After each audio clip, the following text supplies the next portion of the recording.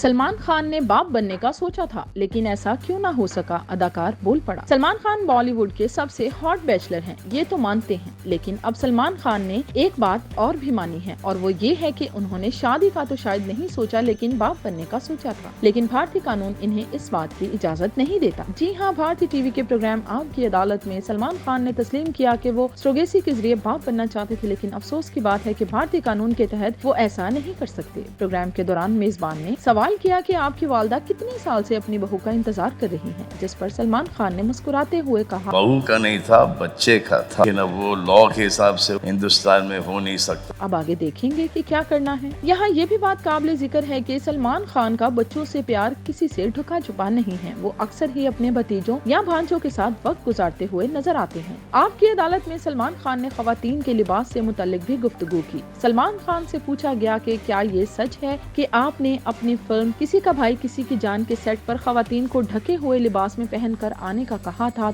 उनको इंस्ट्रक्शन दी कि जरा डिसेंट कपड़े पहन के आने हैं, किसी की नेकलाइन डीप नहीं होनी। तो उन्होंने कहा, जी हाँ, ये बिल्कुल दुरुस्त बात है। उन्होंने अपने मौकफ का दिफा करते हुए कहा कि जब भी कोई अच्छी फिल्म बनती है, जब आप एक डिसेंट पिक्चर बनाते हो तो सब जाके देखते हैं पूरे परिवार के साथ। इसमें कोई दोहरा मयार नहीं है। अदाकार का कहना था कि खवातीन ढकी हुई अच्छी लगती हैं, कसूरवार खवातीन नहीं बल्कि मर्द हैं। औरतों की बॉडीज हैं ज्यादा प्रेशियस, तो वो जितनी ढकी हुई होंगी